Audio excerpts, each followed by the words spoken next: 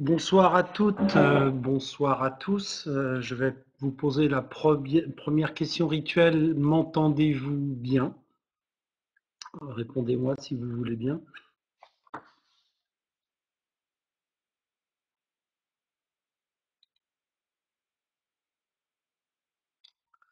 Parfait. Donc tout d'abord, présentation de qui je suis. Je suis Thierry Leborgne, architecte.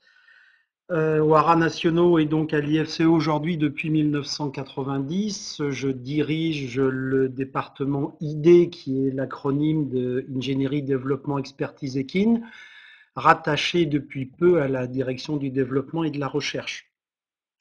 Ce département ID travaille dans 4 directions, l'innovation, la recherche, le développement, également les publications, l'assistance à maîtrise d'ouvrage et la maîtrise d'œuvre. Donc ce sont nos 4 principales activités. Je vais vous emmener en balade à travers les structures équines. Au départ, c'était des structures équestres, mais on a élargi ça à autre chose que les centres équestres et les stades équestres, et vous le verrez tout à l'heure, et sous un regard un peu particulier, celui du handicap. Alors, tout d'abord, le sommaire. Entre l'introduction et la conclusion, il y aura 4 grands sujets. Celui du handicap à travers une définition de ce qu'est le handicap. Deuxièmement, les établissements régis par le Code du travail, c'est-à-dire tout ce qui n'est pas établissement qui reçoit du public, que je traiterai dans un 3e chapitre avec la catégorisation, la typologie et puis tout ce qui va avec. Une application aux structures équines à travers 2 projets que nous avons réalisés et puis donc, comme je vous disais, une conclusion. Donc tout d'abord, en introduction, quand on parle de handicap, on a souvent l'habitude de voir une personne en fauteuil roulant qui, avec plein de normes, de distance, de longueur, de largeur, d'aire de rotation, comme vous le voyez sur cette diapositive, mais le handicap, ce n'est pas que cela, ce n'est pas que le handicap moteur, comme vous le voyez dans cette image sortie du film L'homme qui murmurait à l'oreille des chevaux. Le handicap, il y a tout d'abord une définition du handicap qui a été classifiée de manière internationale par un épidémiologiste anglais, Philip Wood, qui considère que le handicap, c'est 3 choses. C'est une déficience. Donc la déficience, c'est la lésion, l'altération physique ou mentale qui touche quelqu'un. L'incapacité, c'est la conséquence de la déficience. Et enfin, le handicap, c'est le résultat de la déficience, c'est le désavantage qui s'ensuit d'un point de vue social. Les types de handicap, il n'y a, comme je vous le disais, pas que le handicap moteur, il y a aussi le handicap visuel, des personnes aveugles aux personnes malvoyantes. Il y a le handicap auditif avec les sourds et les malentendants, donc avec des troubles de l'audition. Le handicap intellectuel, il peut être physique, il peut être psychique, il peut être mental. Psychique, c'est le comportement, le mental, c'est la déficience de l'intelligence, et les personnes de toute taille, qu'elles soient petites, qu'elles soient grandes. Les statistiques en France, la population handicapée est une population relativement large parce que ça touche plus de 5 millions de personnes, dont 2 catégories principales, 1 500 000 les malvoyants et les aveugles, et 1 400 000 les personnes atteintes d'handicap moteur avec d'autres déficiences associées.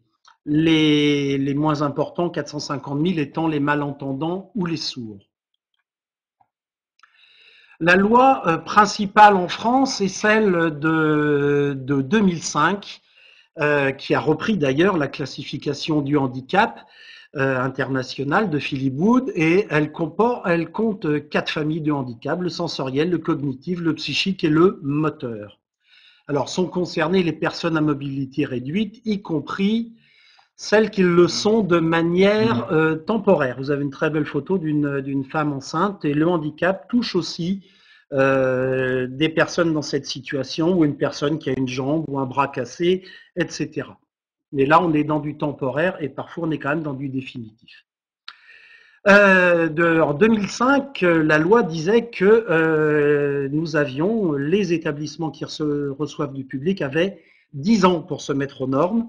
Et fin 2014, le gouvernement français s'est rendu compte que personne n'avait fait grand-chose.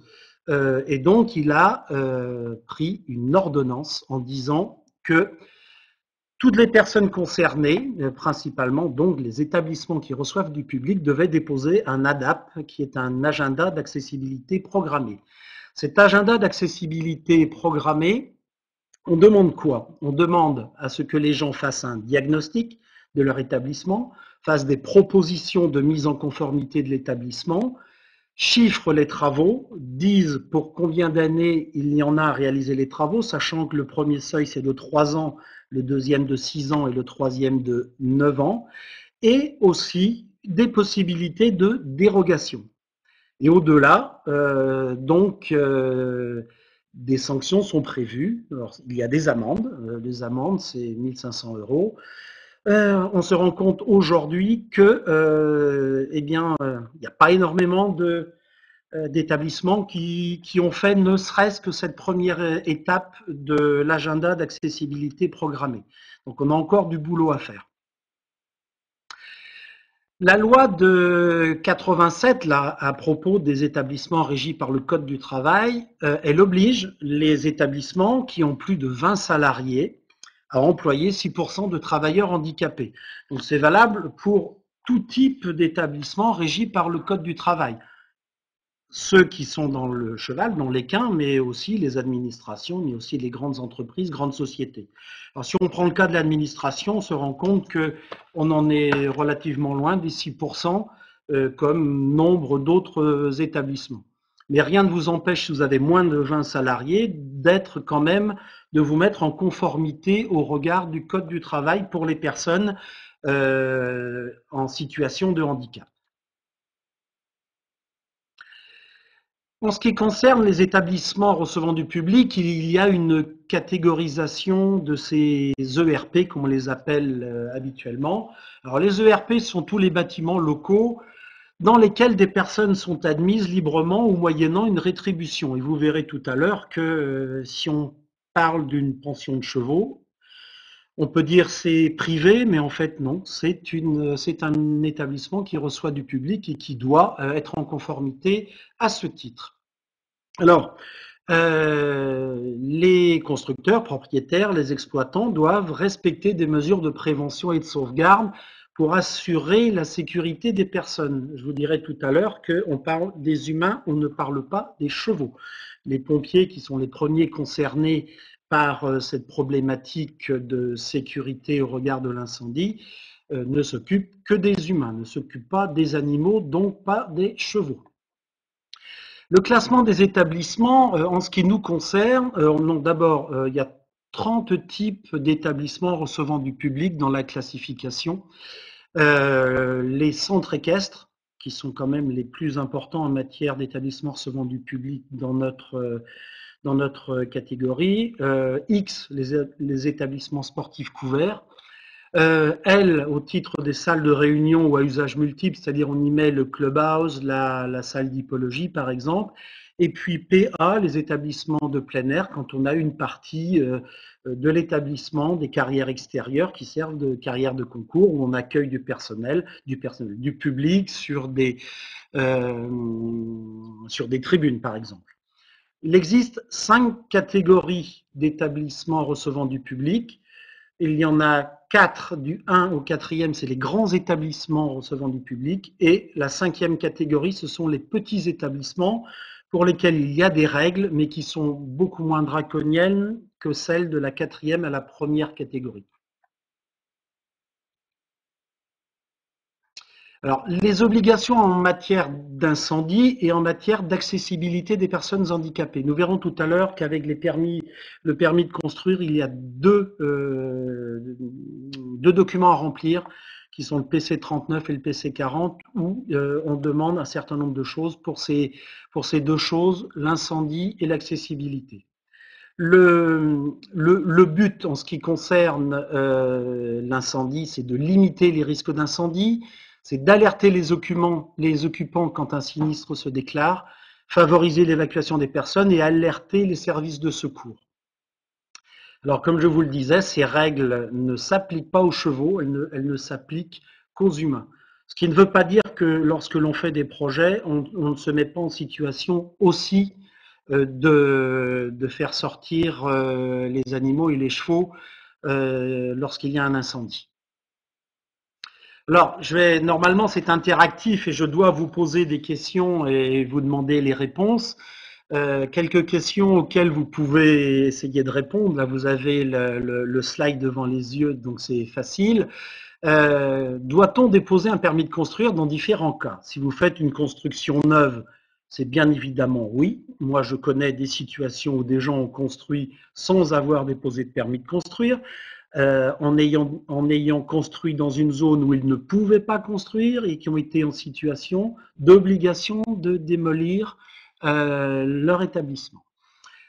Si vous faites une extension d'une construction existante, c'est pareil, vous devez déposer un permis de construire ou une déclaration de travaux en fonction de la taille, de la grandeur de ce que vous faites.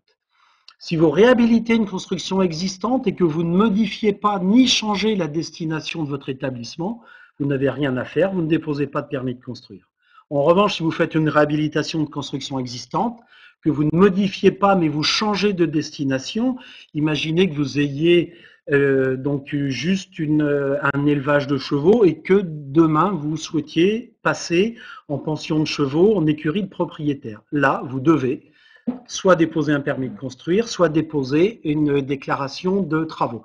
C'est très important parce que vous avez tous entendu parler de ce grave incendie avec décès de plusieurs enfants il y a quelques années dans les Alpes, je crois, et la personne qui avait accueilli des locaux de sommeil avec des gens dedans n'avait absolument rien déclaré à l'époque et ça a été catastrophique pour lui. Alors, les structures équestres, comment savoir si ce sont des établissements qui reçoivent du public ou pas? Bon, alors, pareil, vous répondez aux questions, vous avez les réponses, donc c'est facile. Un élevage équin familial, ben non, c'est pas un établissement qui reçoit du public, c'est le vôtre, et puis c'est très bien comme ça. Un élevage équin familial dans lequel il y a une boutique avec des produits dérivés de cosmétiques, genre lait d'ânesse, choses comme cela. Alors je réponds oui, je réponds non, je réponds mais. Parce que l'élevage lui-même n'est pas du tout considéré comme un ERP. En revanche, votre boutique, elle est considérée comme recevant du public et doit satisfaire à la réglementation en vigueur. Un pôle élevage équin avec prestations pour personnes extérieures, du genre j'ai mis jument de propriétaire, par exemple, eh bien c'est la même chose. Il y a une partie qui qui ne sera pas un établissement recevant du public et une partie qui le sera. Une pension de chevaux, oui, c'est évident. Un centre équestre, oui, c'est évident. Et là, les règles d'accessibilité de personnes handicapées s'appliquent. Alors, l'application aux structures équines, là, on va passer dans des cas concrets. Donc, il y aura un centre équestre et il y aura un haras qui fait de l'élevage et qui fait aussi pension et qui fait aussi des concours. Alors, ce qu'on appelle la qualité d'usage, on peut avoir des structures équestres, vous en connaissez, avec une qualité d'usage impossible et qui conduit à de l'exclusion. Et ce que nous essayons de faire, c'est de monter le plus haut possible, c'est-à-dire d'avoir des établissements agréables et sûrs qui procurent du bien-être. Alors le bien-être, c'est le bien-être du public, c'est le bien-être du cavalier, c'est le bien-être du moniteur, mais c'est aussi le bien-être des animaux, donc des chevaux, des poneys qui y sont. Donc là, en l'occurrence, vous le voyez, c'est écrit dessus, centre équestre de Cran. Donc c'est un centre équestre que nous avons réalisé en Mayenne et dont la maîtrise d'œuvre a été assurée par nous. C'est un centre équestre qui est agréé handicap par le département de la Mayenne. Et puis le deuxième, c'est un haras, le haras d'Ella, qui est à côté de Clermont-Ferrand, dont nous avons aussi assuré la maîtrise d'œuvre et qui est un établissement, comme je vous l'ai dit, qui fait de la reproduction, qui fait de la pension et qui fait du concours. En ce qui compte, la première des choses, vous arrivez dans une structure qualifiée donc d'établissement recevant du public, le stationnement. Vous avez une obligation d'un stationnement pour les personnes handicapées. C'est une largeur plus importante que les places normales. Au lieu de 2,50 m, on est à 3,30 m. Il faut avoir 2% des places réservées pour ces personnes avec des logos au sol et des logos en aérien, comme vous l'avez sur cette photo. La deuxième chose, vous devez avoir, pour vous guider depuis ce parking jusqu'à l'entrée de l'établissement, une ligne de guidage qui est d'une couleur contrastée et d'un matériau contrasté. Cela permet aux personnes malvoyantes, aux personnes aveugles de se diriger. Quant au sol, il ne doit pas être réfléchissant, ni meuble, ni avoir d'obstacle à la roue. Ça, c'est la première des premières choses à prendre en ligne de compte. Il doit y avoir entre ce parking et l'entrée de l'établissement un éclairage extérieur, soit de 50, soit de 20 lux au minimum, stationnement et cheminement. Il y a de la signalétique extérieure aussi. On nous demande d'avoir une signalétique contrastée, une typologie lisible et puis des indications qui soient claires. Vous voyez sur ce panneau que l'ensemble de ce qui est indiqué montre que c'est clair et que les gens n'ont pas de problème à se diriger à partir de cette signalétique. Signalétique extérieure, c'est aussi, comme nous l'avons là, centre et caisse de cran, des lettres d'une bonne typologie avec un retrait permettant un ombrage derrière, donc contrasté, typographie lisible, des indications qui sont claires. Lorsqu'on arrive dans l'établissement, pareil, là on est devant la porte d'entrée, une signalétique contrastée, lisible, des indications qui soient claires. Là également, donc vous voyez, nous avons une typologie accueil et le logotype de la boucle magnétique pour les personnes malentendantes, ce qui est le cas dans cet établissement. Voilà. Alors les bandes de visu, alors c'est quelque chose qui est un peu particulier, c'est pour éviter que les personnes, quelles qu'elles soient, ne se prennent les portes d'entrée quand elles sont très vitrées en pleine tête. Alors il y a deux types de bandes de visu, une relativement haute et une plus basse. En gros, ça correspond à la hauteur d'un œil humain pour celle du haut et la hauteur d'un œil humain en fauteuil roulant pour le bas. On peut mettre ce que l'on veut, il faut que ça soit juste contrasté. Là, nous avons choisi de mettre une séquence avec des chevaux au galop, ce qui n'est pas inintéressant dans ce type d'établissement. L'intérieur, l'accueil, donc c'est une banque d'accueil qui doit être adaptée, c'est-à-dire qu'une personne qui est en fauteuil doit pouvoir venir signer quelque chose, faire un chèque, et il y a dans cet ensemble-là de l'accueil une boucle magnétique pour le handicap auditif, et en matière de lumière, on est à 200 lux minimum. Le clubhouse. Alors, le clubhouse est un espace un peu particulier. Donc là, il donne sur le manège et la particularité, le pare-botte hauteur 1,50 m. Vous êtes en fauteuil, vous avez une hauteur de vision à 1,10 m, 1,20 m. Donc, vous ne voyez rien à l'intérieur. Donc là, nous avons adapté le pare-botte pour que les gens qui sont dans le clubhouse puissent voir ce qui se passe dans le manège à travers un pare-botte. Vous le verrez un peu plus tard, un pare-botte spécialisé, il est tout simplement transparent. Les signalétiques intérieures, on est dans la même problématique, contrastée, typographie lisible, les indications claires et aussi sur ces panneaux des indications en braille. Même si aujourd'hui les personnes qui lisent le braille sont de moins en moins importantes, mais on considère qu'il est toujours important de le faire. La ligne de guidage, alors la ligne de guidage, c'est celle qui permet d'aller partout, notamment depuis l'entrée jusqu'à l'écurie, et y compris dans l'écurie, Couleurs contrastées, matériaux contrastés, en l'occurrence, c'est de la brique. Les sanitaires, alors les sanitaires, bien évidemment, ils ont une taille adaptée pour un fauteuil roulant. Il y a des barres de maintien, sièges adaptés.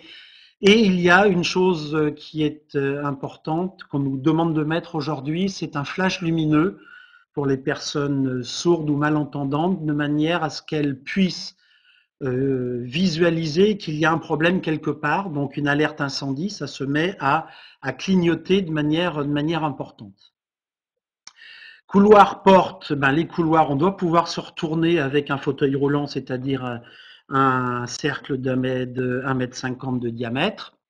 Les portes de largeur suffisante, minimum 90 cm, et une préhension aisée des poignées. Alors vous voyez que là aussi, nous avons cette ligne de guidage qui va vers les vestiaires, vers les sanitaires, vers la sellerie, avant de pénétrer dans l'écurie. Alors, dans l'élevage, le haras d'Ella, donc dans le pôle pension, le pôle pension, il a été adapté pour les personnes à mobilité réduite et de manière générale pour les personnes handicapées. Alors ça concerne l'ensemble clubhouse administration, les chambres des stagiaires et d'une manière un peu moindre les écuries et le manège. Le clubhouse administration, il est adapté, sanitaire hommes et femmes adapté, le clubhouse dont le bar est adapté également, la terrasse extérieure est de plein pied par rapport à l'intérieur et un fauteuil roulant dans les couloirs, dans les aires de circulation, peut tourner aisément.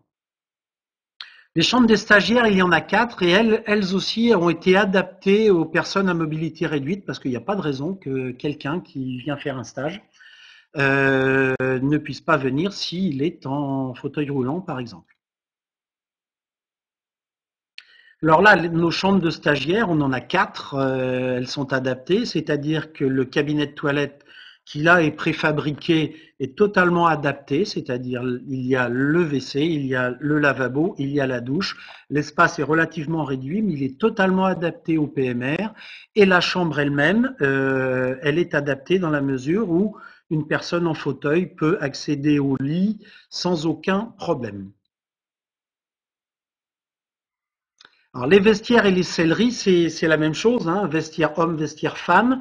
On nous a demandé d'avoir des zones de transfert avec des poignées adaptées pour qu'une personne en fauteuil puisse venir se préparer pour passer à son cours derrière. Donc il faut un espace suffisant toujours par rapport au fauteuil roulant. Là, vous le voyez, une selle et du matériel adapté pour des paraplégiques, voire des tétraplégiques, barre de maintien et des prises électriques contrastées pour qu'une personne qui est malvoyante sache où se trouvent malgré tout les interrupteurs. Les écuries et puis les aires de préparation, toujours la même chose, de larges couloirs, un accès au box aisé, luminosité naturelle la plus large possible et des aires de douche et de maréchalerie vastes également pour que quelqu'un puisse préparer son cheval en toute facilité. Le manège, alors le manège il est relativement traditionnel, sauf qu'il a un outil particulier qui est un équilève, donc matériel adapté au handicap, je vous le disais, des personnes paraplégiques ou des personnes même tétraplégiques. Donc cet appareil permet aux personnes de monter sur un cheval. Alors le manège, bon, bien évidemment, il est sécurisé, un sol de qualité, le plus possible de luminosité naturelle et des aires de préparation qui sont assez vastes, vous le voyez sur cette diapositive. Mais aussi le manège, et bien ce qui est intéressant, c'est d'avoir un matériel adapté au handicap. En l'occurrence, là, vous voyez un micro-cravate que porte le moniteur, qui est couplé lui aussi à une boucle magnétique qui permet à un équitant malentendant de comprendre aisément les consignes du moniteur. Alors là, vous voyez, petit aparté, c'est pas vraiment un manège, c'est une carrière couverte puisque on ouvre très facilement les longs pans et les pignons sur l'extérieur. Beaucoup de luminosité naturelle également, ce qui donne une ambiance très agréable dans cet équipement. Espace de pratique de l'équitation en extérieur, les carrières sécurité avec des lisses adaptées, sols de qualité, forme et configuration adaptées au handicap. Et j'en arrive à la conclusion.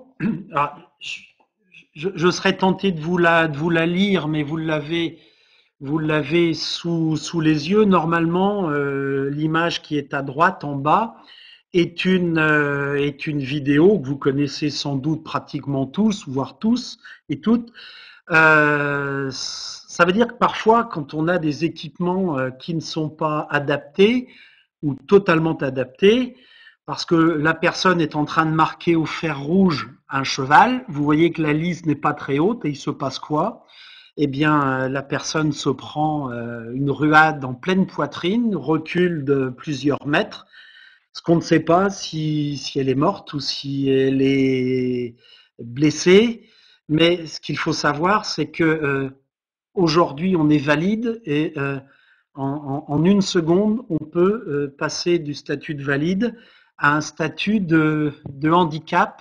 Et c'est là qu'on se rend compte que des établissements qui sont adaptés, eh bien, ils le sont pour nous tous, et pas que nous, valides, mais nous, dans notre situation de valide aujourd'hui, qui peut être une situation d'invalide ou d'handicapé demain, mais de toute manière.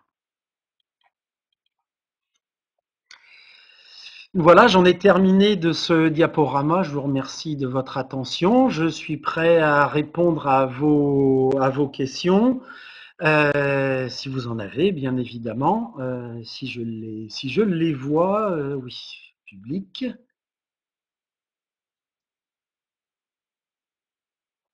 Alors je n'ai que des bonjours et une connexion très faible pour Karine et je ne sais pas. J'espère que les autres ça a bien fonctionné. Redites-le moi si vous voulez. Je suis bien évidemment prêt à répondre à vos questions, soit maintenant, soit plus tard. Hein, mon téléphone est ouvert, mes lignes mail sont ouvertes quand ça fonctionne. En ce moment, c'est un petit peu compliqué. C'est pour ça que je me suis expatrié dans un autre lieu cet après-midi parce que ça ne fonctionnait pas au bureau.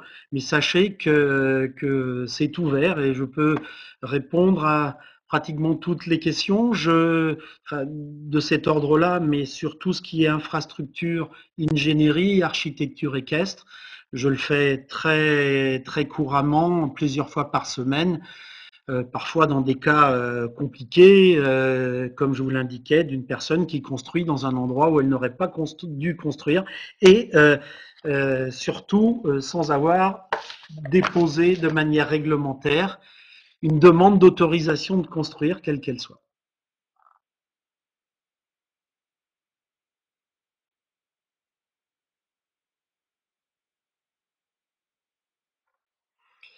Alors, Corinne me pose une question. Je souhaiterais créer un gîte d'enfants avec poney. Quelles seront mes obligations? 6 enfants maximum avec nuitée. Alors, donc, vous entrez typiquement dans la problématique des établissements recevant du public avec une contrainte supplémentaire et surtout, ne passez pas à côté parce que s'il se passait quelque chose la nuit, ce serait gravissime pour tout le monde et aussi pour vous. Les établissements recevant du public avec locaux de sommeil les règles sont draconiennes et il faut bien évidemment déclarer vos locaux de sommeil dans le cadre de votre permis de construire ou de votre déclaration de travaux et respecter tout ce qui vous est demandé en matière d'alarme, en matière d'extincteur, en matière de désenfumage, etc., etc., etc. Rapprochez-vous d'un homme de l'art. Bon, je suis architecte, je plaide pour ma paroisse, mais les architectes savent habituellement quand même de quoi ils retournent et ils font leur boulot correctement. Donc, s'il vous plaît, faites les choses dans les règles. Isa. Construction ERP par rapport à un non-ERP. Alors c'est très compliqué hein, de répondre à cette question. J'ai pour habitude de dire de l'ordre de 10%, voire 15%. Parce que on va vous demander en ERP d'avoir des blocs de secours au-dessus des portes. On va vous demander, il y a toutes ces règles, notamment en matière de sanitaire, au lieu d'avoir un tout petit sanitaire de 1 mètre carré 50, eh bien, il va faire 4 mètres carrés 50 parce qu'un fauteuil va devoir pouvoir tourner dedans, etc. Donc c'est plus important en surface, les couloirs aussi, les portes, tout ça. Donc je vous dis 10 à 15% sur coût, c'est de cet ordre-là. Voilà. Ça vous convient, Isa?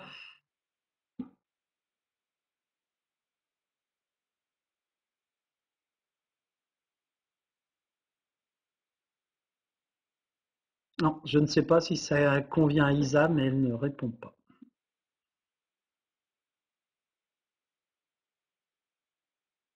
M'entendez-vous toujours d'ailleurs?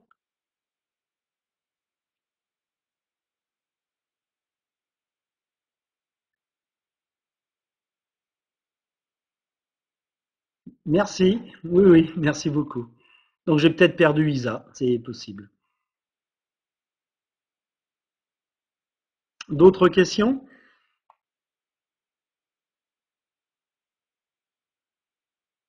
Alors le surcoût de la construction elle-même, c'est principalement l'augmentation de surface liée à certaines obligations de manœuvre, d'usage de certains lieux et de leur équipement. Hein. Les flashs lumineux, ça a un coût. Les alarmes, ça a un coût. Les blocs de secours, ça a un coût. Les extincteurs, ça a un coût.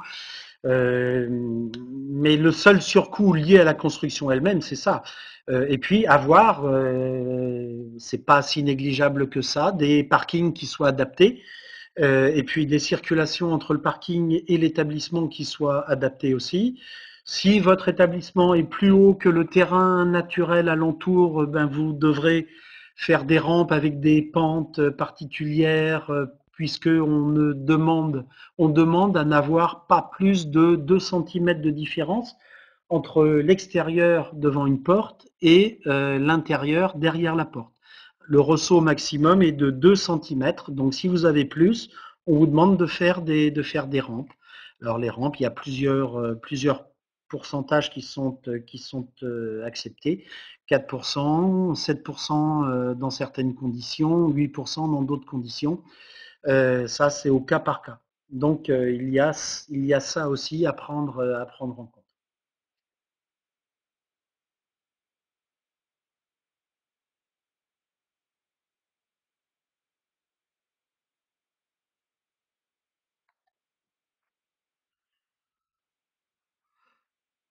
Alors, je peux vous dire quand même, à propos de la construction elle-même, le centre équestre de Cran que vous avez vu sur ces images, le manège est un peu particulier. On va dire qu'on s'est laissé faire en matière de création architecturale. C'est un centre équestre qui coûte un peu cher. Hein. On peut faire beaucoup plus simple que ça. C'est un équipement qui est juste à l'entrée de Cran, à côté de l'hippodrome. Les élus voulaient quelque chose qui soit un signal fort pour leur ville, qui est une ville étiquetée ville cheval. Donc c'est un équipement qui a coûté de l'ordre de 1 million 5, hein, tout compris. Pour un manège 25-65, des aires de préparation, le clubhouse, les carrières extérieures, il y a une carrière poney, il y a une carrière de concours, si on veut, une grande carrière qui peut faire carrière de concours. Il y a des paddocks, les stockages fourrage, matériel, etc. Les réserves d'eau, donc tout ça pour de l'ordre de 1,5 million.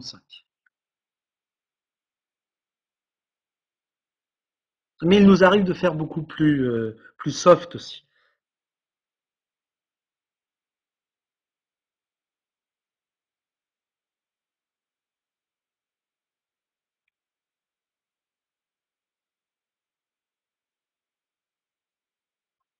En avons-nous terminé?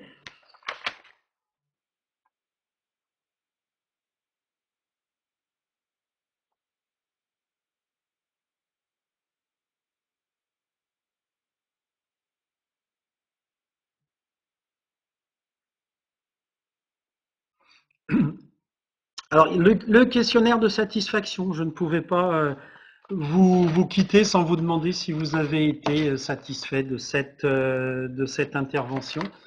Donc, faites-le, c'est important pour nous, donc pour s'améliorer, pour se parfaire quand c'est possible. Ouais, je voulais juste dire, pour en terminer avec les coûts de construction que nous avons réalisés à Saint-Pierre-et-Miquelon, sur la partie Saint-Pierre, un centre équestre avec une structure canadienne légère, à base d'arceaux métalliques en tridimensionnel et une bâche translucide au-dessus. Ça n'a pas coûté cher et c'est d'une belle qualité, d'un bel usage intérieur au niveau du manège, puisqu'on a une très belle répartition de la lumière.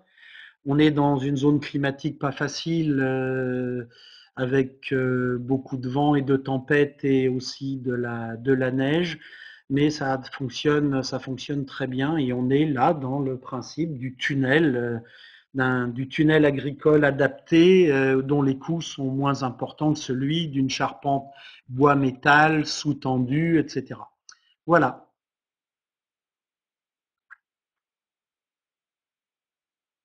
Le coût pour une structure moins prestige, pour le même nombre de chevaux et cavaliers, euh, si on reste sur le même, c'est-à-dire une écurie pour 20 chevaux plus des stabulations poney, les selleries, etc. On reste dans le même bloc que ce qu'on a fait à Cran. Je dirais qu'on peut diviser quasiment pratiquement par deux et travailler sur la même structure en économique pour 800 000, 850 000 euros. Pourquoi un manège de 25 par 65? Donc on en a fait un à Cran, celui du Haradella, il fait exactement la même surface. Pour nous, c'est la surface idéale pour un équipement polyvalent qui peut servir donc à la fois pour l'enseignement, pour les cavaliers, dans le travail de leurs chevaux, mais aussi on peut y faire du dressage en conservant une zone de circulation tout autour. On peut en faire une détente pour un concours extérieur sur la grande carrière. La grande carrière étant une 40-80, ce qui est vraiment une belle surface aussi, puisqu'on a donc une grande carrière en sable. On a une carrière de détente en herbe, mais qui ne peut pas être utilisée toute l'année parce qu'elle n'est pas drainée. Donc le repli, c'est de faire la détente dans ce 25-65 on n'est pas bien évidemment dans la dimension dite olympique, mais on a déjà une très belle surface pour travailler de manière polyvalente. Voilà. Ça te convient, Marianne?